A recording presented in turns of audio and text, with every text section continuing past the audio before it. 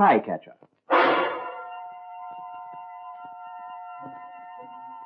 A series of true stories of the unceasing search for enemy spies in wartime, based on the memoirs of Lieutenant Colonel Oreste Pinto of the Allied Counterintelligence Service. This week's story is entitled The Infernal Triangle. The part of Colonel Pinto is played by Bernard Archer.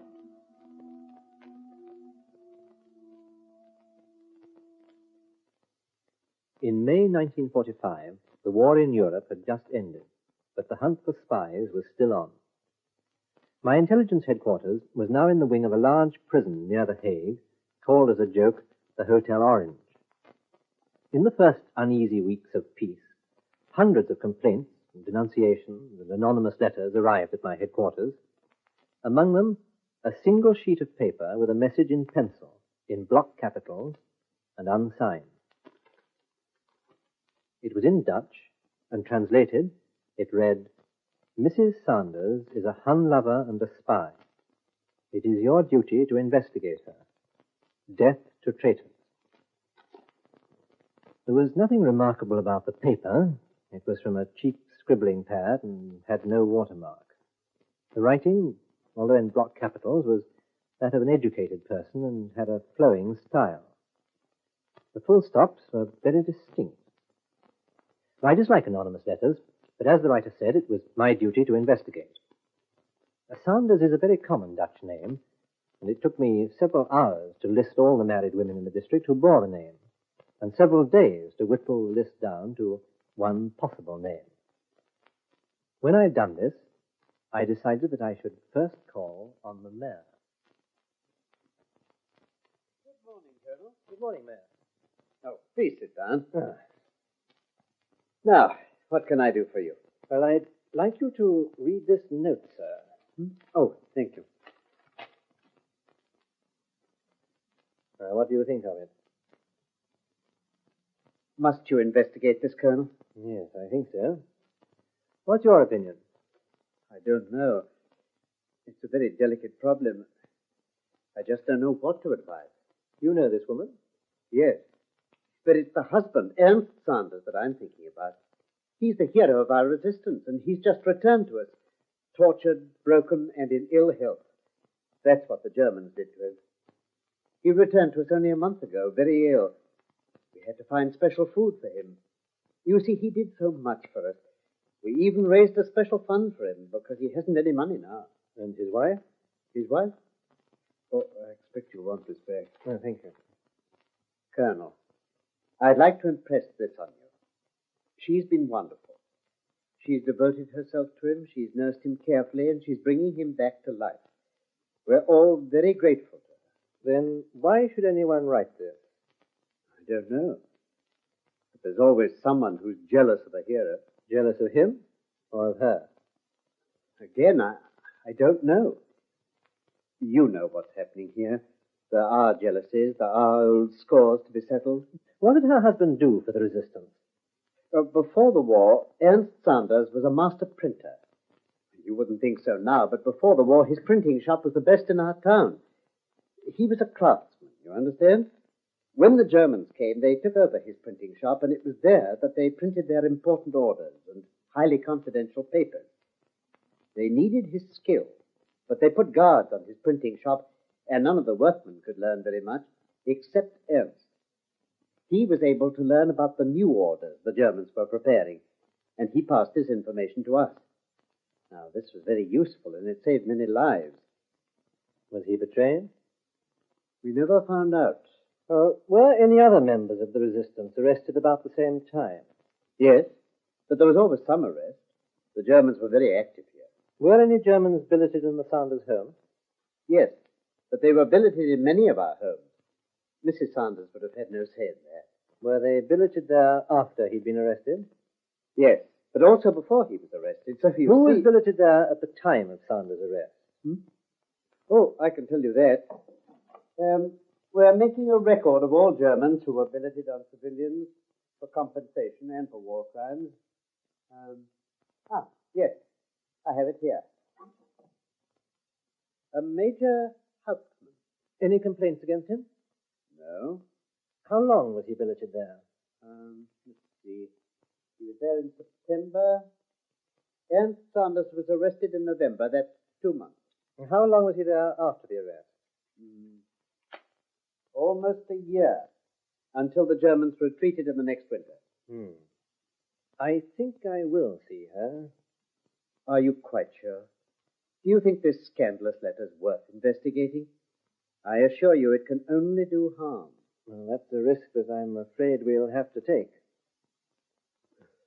You'll let me know what happened? Yes. Well, thank you, sir.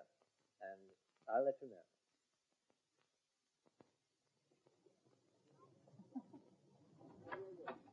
Mrs. Saunders? Yes? Well, good morning. I'm Colonel Pinto. I'm in charge of security, and I'm making some inquiries in this district.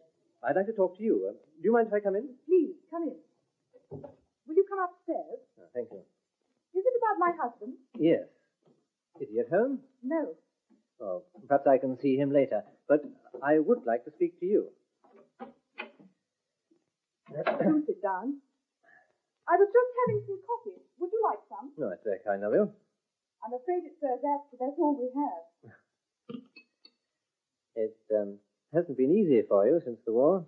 It hasn't been easy for anyone. Thank you. Is there some important reason for your visit? Yes, Mrs. Saunders, there is. Do you mind if we talk about it now? No. I'd like you to read this note. Have you anything to say about that? Colonel, it is your job to question people. Yes. Do you usually get the truth? In the end? Yes. In the end, I usually get the truth. Then there's not much sense in telling lies to you. This letter is quite true. That you're a Hun lover and a traitor. No, not that. But what the letter means is true. And what does it mean? It means that in the war, Can I please tell you the story from the beginning? Well, since you're going to tell me the truth, Mrs. Saunders, can we come quickly to the point? What part did you play in your husband's arrest? None. It was not like that. That's not what it means. I love my husband. Oh, will you tell me about his arrest? Yes, I will tell you. It was because he was arrested. There was a German officer billeted here. Yes. Was he responsible for your husband's arrest? No. What was his name? Major Hudson. Well, tell me about the arrest. Please. Can I tell you my story? Yes, I'm sorry. Forgive me. Please do. Major Hauptmann was billeted here because he was ill. He'd been on the Eastern Front where he'd been wounded, and he was sent here to get well. He was attending hospital, he was given special rations, and he was given our best room.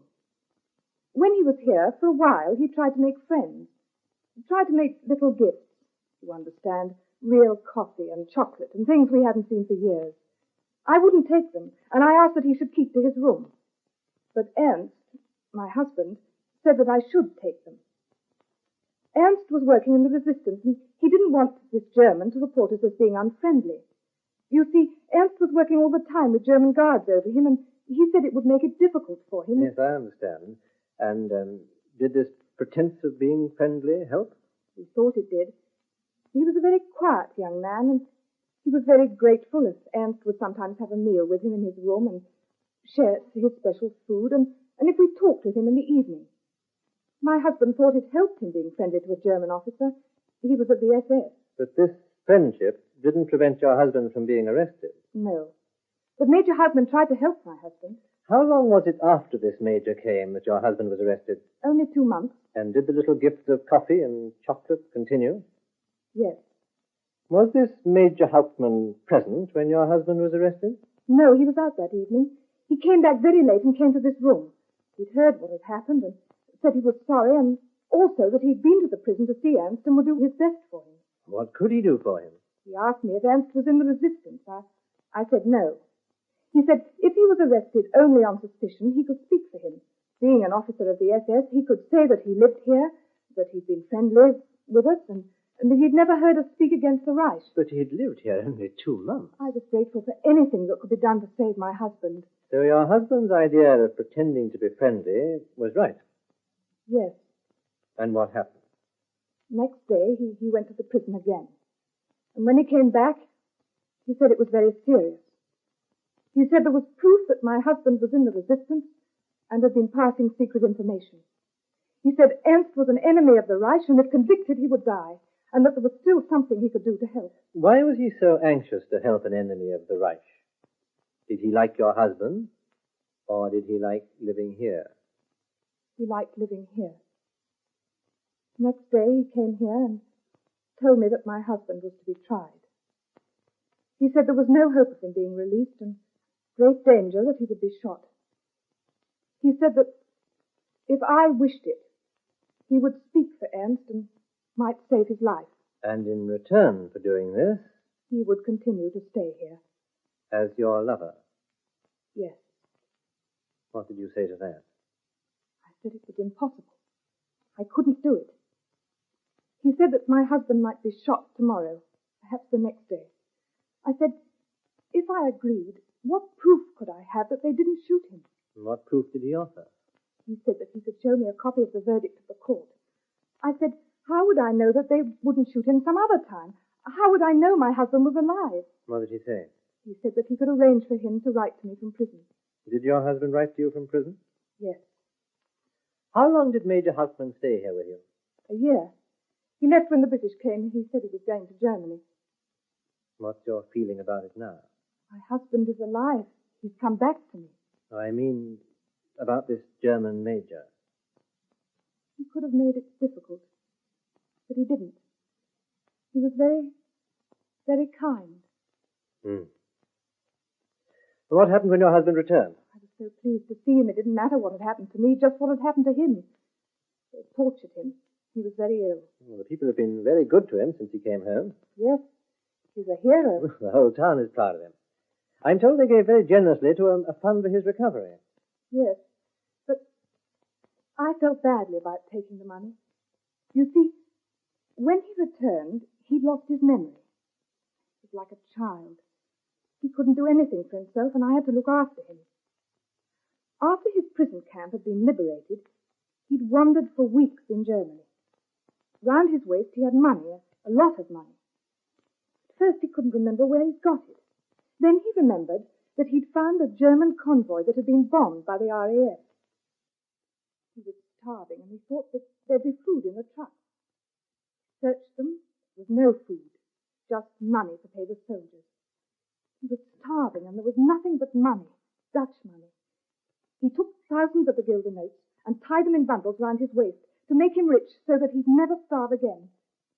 Then he forgot about them and was still carrying them when he came home. Well, don't worry about the money. If I'd been in the prison camp, I think I'd make them pay for it, too.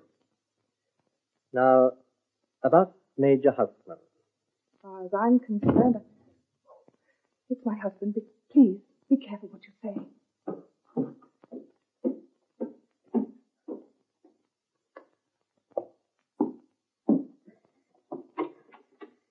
Hello? Who's this?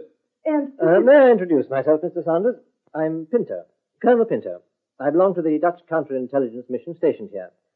I've been making some routine inquiries in the district, and your wife very kindly offered me a cup of coffee. What is it you want to know? I'm acting on instructions from Berlin, from our intelligence headquarters there. It seems that they've arrested a number of high-ranking SS officers who may later be tried as war criminals. Some of them were once stationed in this district, and I've been asked to make inquiries. But why do you come here? Well, it's just part of a general check. We want to know how they behaved, if there are any complaints against them. You printed the German orders, and you may know their names. I don't remember names. One is a Colonel von Buchwald. The other is called Hauptmann, Major Hauptmann. Von Buchwald? It means nothing to me. I've heard so many German names, I can't remember them. Hauptmann? Major Hauptmann? Your wife was telling me that a Major Hauptmann was billeted here. Yes? And was concerned in your arrest. Was he? And if this is the same person as the officer concerned in your arrest, do you wish to make any charges against him? Or any complaints about his behavior while he was billeted here? Would that mean being a witness at a trial? Possibly. Going to Germany? Yes. I won't go back to Germany again. Ever. Have you seen this? they tortured him. May I see? With lighted cigarettes on the backs of my hands to make me talk. Then you have charges to make. Hauptmann didn't do that. I have nothing against Hauptmann. Was he concerned in your arrest? He spoke for me at my trial. He stopped them shooting me for what that was worth. You have no complaints. I have complaints against all Germans. I would talk them into the pit for what they did to me. Well, I'm home now. And I'm staying home. Yes, I understand. And I'm sorry if I distressed you, but I'd be grateful if you would call at my office and make a statement, a simple statement that I can pass to Berlin. We have to send them, even if there's no complaint. I'm at the Hotel Orange. This afternoon? Thank you. When I returned to my office, I was already determined to know the real truth behind the anonymous letter. So while I was waiting Sanders' arrival, I decided to follow another line of inquiry.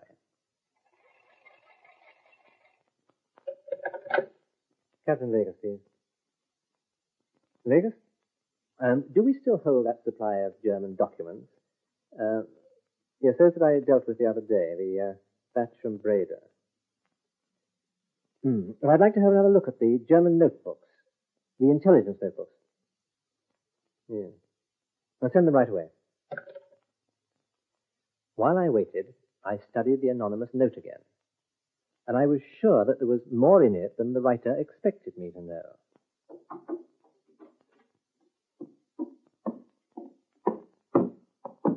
The notebook, sir. And Captain Legis will look out some others. No, this will do. And Mr. Sanders has come to see you, sir. Oh, I'll send it in. Mr. Sanders, please. Is that all, sir? Yes, thank you. Come in, Mr. Sanders.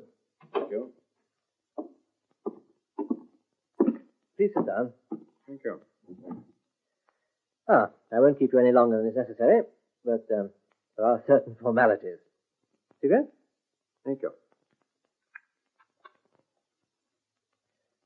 As you can imagine, there are going to be many trials for war crimes, and we must try to get all the information we can. Our concern at the moment is one Major Hauptmann, an officer of the SS who was billeted at your home. I'm told that he was an officer from the Eastern Front where he was wounded and was here for a period of convalescence. Yes.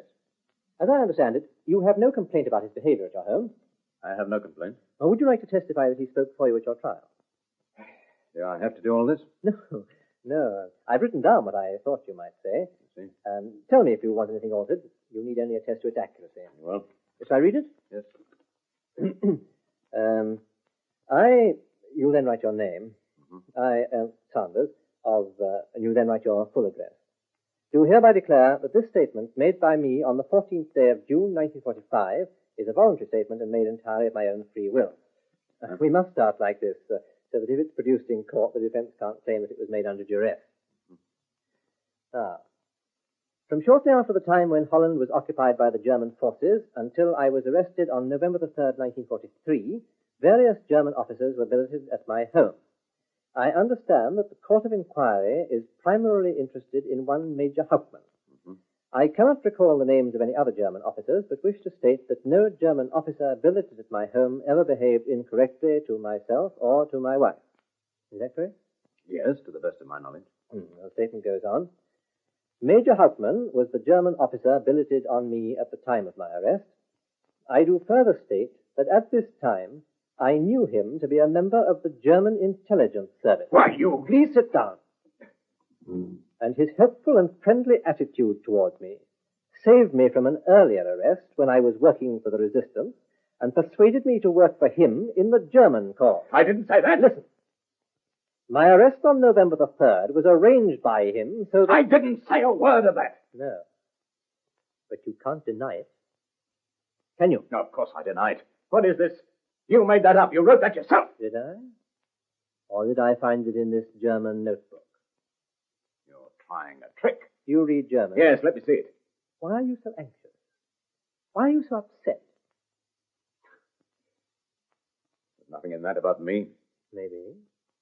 Maybe not. But you've told me all I need to know. Now be quiet and let's talk about Major Hauptmann. He arrives at your house. He's supposed to be convalescing. He stays for a year. That's a long time to be convalescent. I know nothing about that. I wasn't here. All right, let's come from another angle. You are in the resistance. You're passing on valuable information which can only be obtained in your printing shop. Well, that is true. That's a very courageous thing to do. But it's only a matter of time before the Germans narrow down the source of this leak. They narrow it to you, and an arrangement is made. It's been done before. The Gestapo are good at making arrangements. It's part of this arrangement that a Major Hauptmann is billeted on you. For the first time, you have to be friendly with a German. You have to go to his room, talk things over with him. You tell your wife that you're pretending. You make her take gifts from him. And when the arrangement has been made, when your new job is arranged, there's a fake arrest. I was arrested and sent to prison. You can ask my wife. No, she was taken in by it. She's trying to protect you. She believes she saved your life. But when you came back to Holland, you were surprised to learn from your wife that Hauptmann had spoken up so bravely for you at your trial. You were surprised because there wasn't any trial. I was arrested as a member of the resistance and tried as an enemy of the Reich. And an SS officer spoke up and saved your life. Why?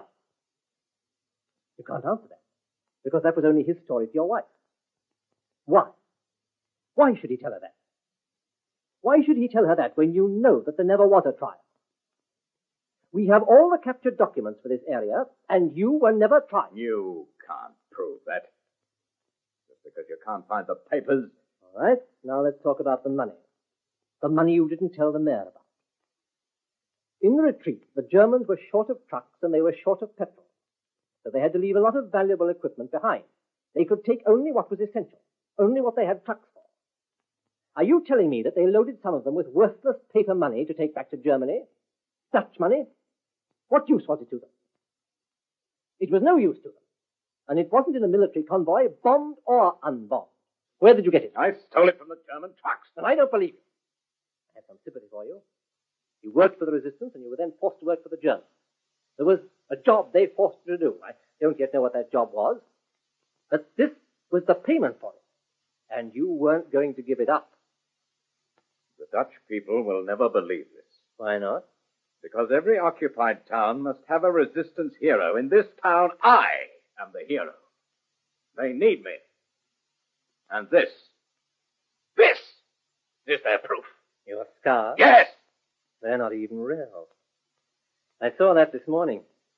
I've seen too many hands and faces scarred by the Gestapo to be taken in by that. How did you fake it? Acid? They won't believe you. They daren't. They'd sooner shoot you than me. Not when they hear the story. The arrival of this unattached SS officer, Hauptmann. Your friendship with him. Talking to him in his room at night. The improbable manner of your arrest. No record of your trial. And your return after the war with fake scars, a great deal of money, and a convenient loss of memory. I won't believe that. You've no proof of what you're saying. But they know me, and they'll believe my story. Do they? Supposing I find Hauptmann and bring him here. He'll want to clear himself. He'll tell the truth. Hauptmann, SS, butchers, born liars, haters of the Dutch. If you bring him here, they'll hang him. Will you sign this statement? No. And without it, you can do nothing. Your story is thin. Mine is strong. No one will believe you. One person will believe me. Your wife. Why did you try to denounce her? This note was written by someone in the printing or the publishing trade. The thick pencil, the capital letters, and the little circle round the full stop. That's a printer's sign. This is how printers write. When I showed it to your wife, she recognized it. Well, why did you write this?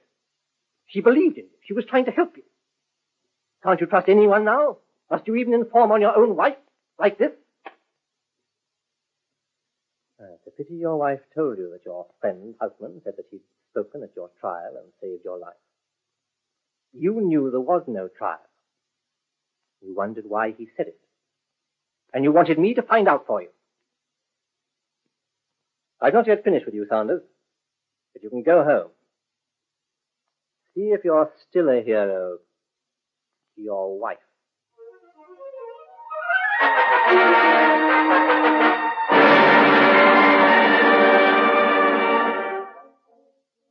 Ernst Sanders was right. The examining magistrate refused my evidence. Sanders' reputation as a hero was too strong in the town. But what really caused him to write the note that almost trapped him? Something he knew, or a traitor's conscience building its own little hell? Well, it happened.